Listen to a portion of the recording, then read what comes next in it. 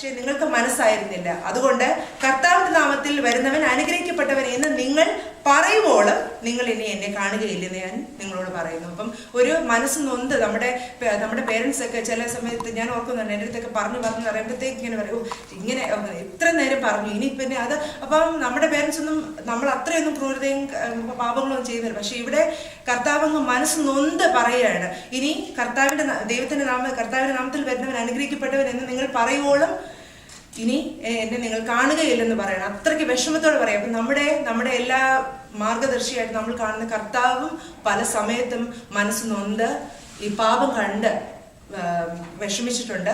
അതുപോലെ തന്നെ ഈ പാപം കണ്ട് വിഷമിച്ച് അവർക്ക് വേണ്ടി ഒരു കാര്യം പറയുന്നതിൻ്റെ ഒരു എക്സാമ്പിളായിട്ട് ഞാൻ പറഞ്ഞതാണ്.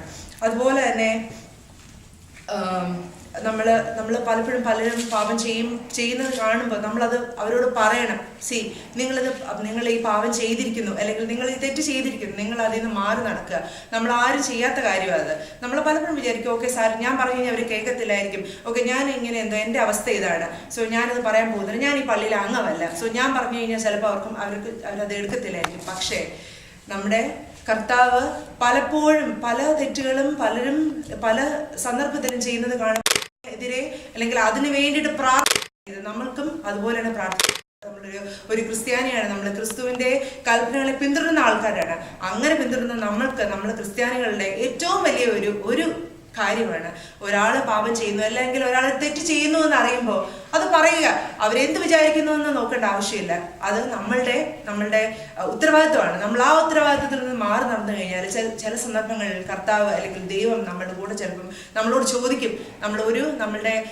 നമ്മളെ വിസ്തരിക്കുന്ന സമയത്ത് കർത്താവ് ചോദിക്കും, നീ ഈ സമയത്ത് ഇന്ന കാര്യം നിനക്ക് പറയാൻ പറ്റും, എന്തുകൊണ്ട് നീ പറഞ്ഞു? അതും ഒരു പാപമാണ്.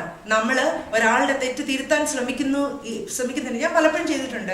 എനിക്കതിനെ ചില സമയത്തൊക്കെ ഇങ്ങനെ ആൾക്കാർ ഓരോരുത്തൊക്കെ പറയുകയും ചെയ്തിട്ടുണ്ട്, ഓ വലിയ പറയാൻ വന്നിരിക്കുന്നു. ഫ്രണ്ട്സിൻ്റെ ഇടയിൽ അവരടുത്തൊക്കെ എന്തെങ്കിലും ഒരു കാര്യം പറഞ്ഞു കഴിഞ്ഞാൽ ഓ വലിയ പറയാൻ വന്നിരിക്കുന്നു.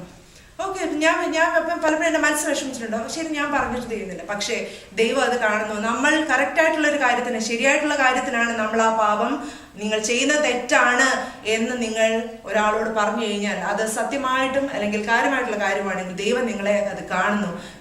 നിങ്ങളുടെ മുന്നിലെ നിങ്ങൾ ഒരാൾക്ക് തെറ്റ് പറഞ്ഞു കൊടുക്കുകയും അല്ലെങ്കിൽ നമ്മൾ പലപ്പോഴും നമ്മൾ അറിയുന്നു, നമ്മൾ ഒരു നല്ല കാര്യം ചെയ്യുമ്പോൾ നമ്മളുടെ ഒരുപാട് പാപങ്ങളെ ദൈവം മാറ്റിക്കളയുന്നു. നമ്മളുടെ പാപങ്ങളെ ദൈവം മറന്നു കളയുന്നു. ചില നമ്മൾ പല കാര്യങ്ങളും നല്ല കാര്യങ്ങൾ ചെയ്യുമ്പോൾ.